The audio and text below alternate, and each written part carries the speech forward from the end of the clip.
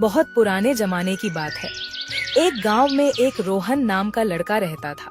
उसके 5 मित्र थे, रवि, शशि, कमल, सूरज और भगवंत। वैसे तो वो पांचों ही उसके बहुत अच्छे मित्र थे, लेकिन पिछले कुछ समय से उसके मन में एक शंका चल रही थी, जिसके हल के लिए वो एक संत के पास पहुंचा। आपके चरणों में मेरा कोटि कोटि प्रणाम गुरुदेव। खुश रहो बालक, बताओ कैसे आना हुआ। मैं जानता हूँ यह अजीब बात है, पर मेरे 5 मित्र हैं। उन पांचों में मेरा सच्चा मित्र कौन है, यह मुझे जानना है। नहीं, ये बिल्कुल अजीब नहीं है।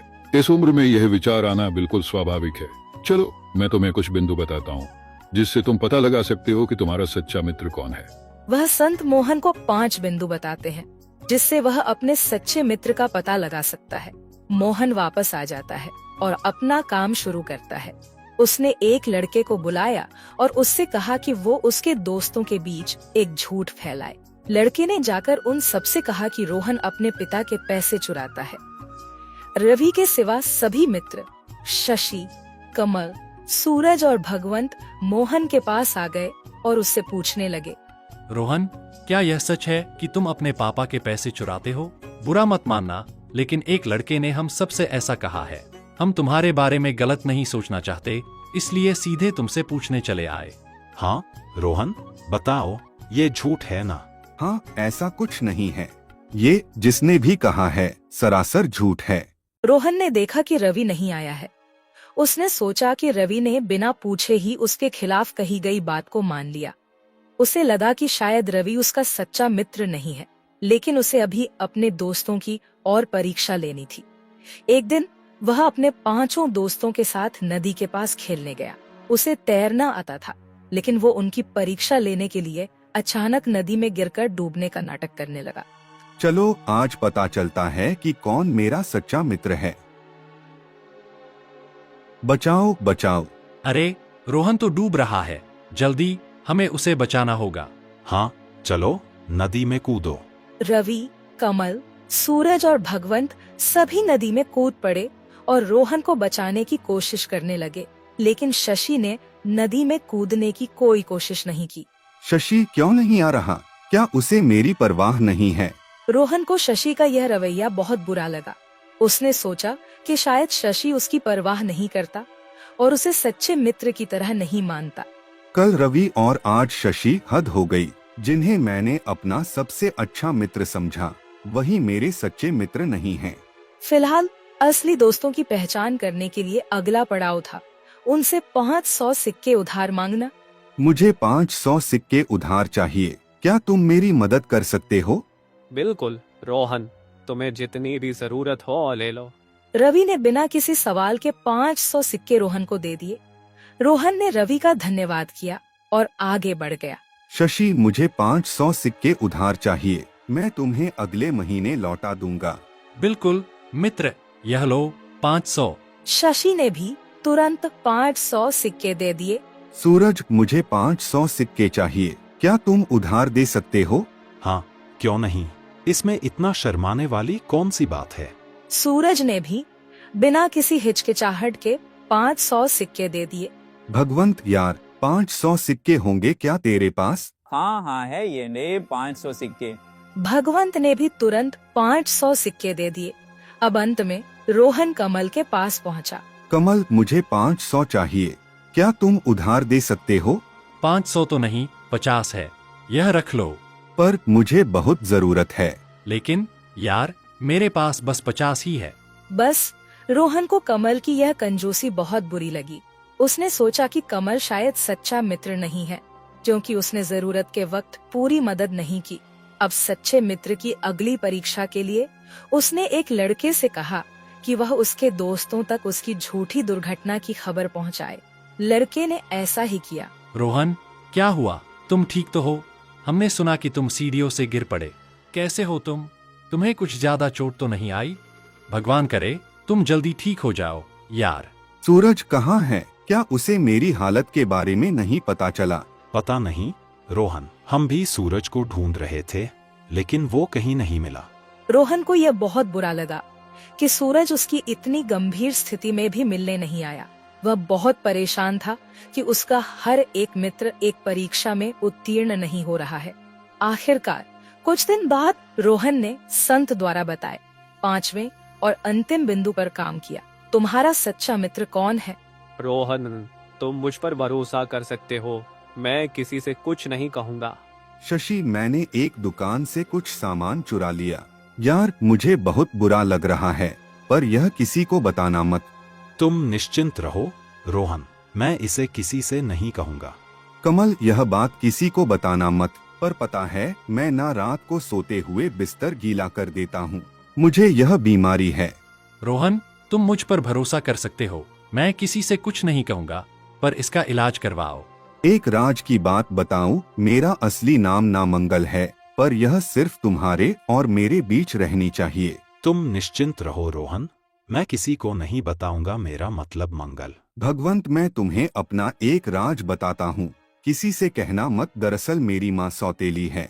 अरे रोहन, ऐसा कैसे हो सकता है भाई? तुमने आज से पहले तो ऐसा कुछ नहीं बताया, पर चलो तुम मुझ पर भरोसा कर सकते हो। मैं किसी से कुछ नहीं कहूँगा। कुछ दिन बाद रोहन जब रास्ते से जा रहा था तो उसे एक लड़का मिला और वह बोला, क्या बात है रोहन, सुना है तुम्हारी माँ सौतेली है। रोहन को बहुत बुरा लगा और उसे समझ आ गया कि भगवंत ने उसका राज खोल दिया। संत के बताए 5 बिंदु पूरे हो चुके थे, पर उसके कुछ समझ में नहीं आया कि उसका सच्चा मित्र कौन है। इसलिए वो संत के पास पहुंचा और उन्हें पूरी बात बताई। आपके चरणों में मेरा कोटि कोटि प्रणाम। मैंने आपके बताए 5 बिंदुओं का पालन किया और अपने दोस्तों की परीक्षा ली, लेकिन हर एक परीक्षा में एक मित्र अनुत्तीर्ण हुआ। अब मैं कैसे पता लगाऊं कि मेरा सच्चा मित्र कौन है? कुछ समझ में नहीं आ रहा। संत कुछ बोल पाते उससे पहले ही रोहन के सभी मित्र वहां आ पहुँचे। हम बताते हैं कि सच्चा मित्र कौन है। अरे, तुम सब यहाँ कैसे? हमें लग ही रहा था कि कुछ गड़बड़ है, इसीलिए हमने तुम्हारा पीछा किया। अब हम तुम्हारे मन की सारी शंकाएं दूर कर देंगे। अब वो लोग बताना शुरू करते हैं। रोहन, जब उस लड़के ने बताया कि तुम अपने पिताजी के पैसे चुराते हो तो मैंने तुमसे आकर इसलिए नहीं पूछा क्योंकि मुझे यकीन है कि तुम ऐसा कर ही नहीं सकते, तो पूछकर तुम पर शक क्यों करूं? रोहन यह सुनकर शर्मिंदा हो गया। अब शशि ने रोहन से कहा, रोहन, मैं तुम्हें बचाने के लिए नदी में नहीं कूद पाया क्योंकि मुझे तैरना ही नहीं आता। अगर मैं कूदता तो हम दोनों ही डूब जाते।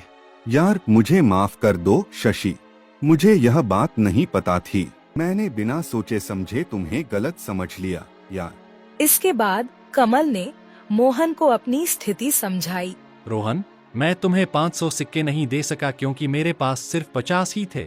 यह सब अमीर हैं, पर मैं गरीब हूँ यार। इन्होंने अपनी संपत्ति का एक छोटा हिस्सा दिया, लेकिन मैंने तो अपनी पूरी पूंजी दे दी। अब मुझे माफ कर दो कमल, ये बात तो मुझे पता होनी चाहिए थी। और तभी इतने में सूरज बोला, रोहन, जब तुमने झूठी दुर्घटना वाली परीक्षा ली थी, उसी समय मैं एक सच्ची दुर्घटना का शिकार हुआ था। एक सांड ने मेरे पेट में सींग मार दिया। मैं कुछ दिन उठ नहीं पाया और इलाज के लिए मेरे माता पिता मुझे दूसरे गांव ले गए थे। हे भगवान, तुमने मुझे बाद में बताया क्यों नहीं? कोई बात नहीं रोहन, मैंने बस सोचा कि क्यों अपना दुख बताकर तुम्हारा दुख बढ़ाऊं।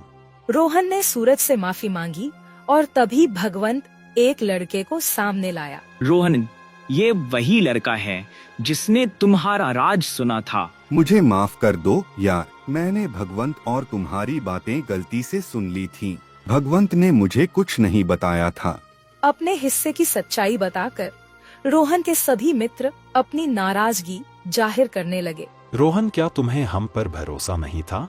तुमने हमारी मित्रता पर शक क्यों किया? क्या तुमने कभी सोचा कि हमारे पास भी अपनी अपनी समस्याएं हो सकती हैं? मैंने तैरना नहीं सीखा तो क्या मैं मित्रता के लायक नहीं हूँ? मैंने अपनी पूरी पूंजी तुम्हें दे दी, फिर भी तुम्हें मेरी नियत पर शक हुआ। वह मैं घायल था और दूसरे गांव में था, फिर भी तुमने मेरे बारे में गलत सोचा। तुम कुछ सकारात्मक भी सोच सकते थे। तुमने मेरे ऊपर भी शक किया। कम से कम पूछ तो लेते कि क्या मैंने वह बात बताई है। रोहन कुछ नहीं बोल पाया। उसकी आंखों में शर्मिंदगी और पछतावे के आंसू थे। देखो रोहन, ये सभी तुम्हारे सच्चे मित्र हैं।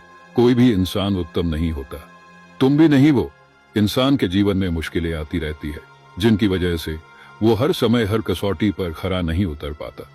सच्ची मित्रता का मतलब सिर्फ कसौटों पर खरा उतरना नहीं होता। आज ये सब अपनी परिस्थितियां तुम्हें समझाने आए हैं। यही निशानी है कि यह तुम्हारे सच्चे मित्र हैं और तुम्हारी शर्मिंदगी इस बात का सबूत है कि तुम इनके सच्चे मित्र हो। रोहन ने अपनी गलती का एहसास करते हुए अपने दोस्तों से माफी मांगी। मुझे माफ कर दो दोस्तों, मैंने तुम सबकी सच्ची मित्रता पर शक किया और तुम्हें गलत समझा। मैं बहुत शर्मिंदा हूँ यार। कोई बात नहीं रोहन, हम सब गलतियां करते हैं। सच्ची मित्रता में समझ और माफी दोनों होनी चाहिए।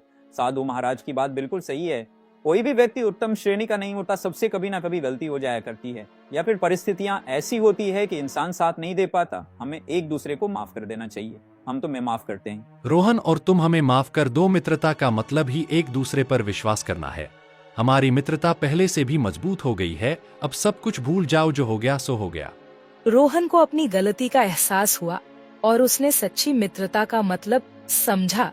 सभी मित्र हंसते हुए एक दूसरे के साथ समय बिताने लगे। उनकी मित्रता अब पहले से भी ज्यादा मजबूत और गहरी हो गई थी।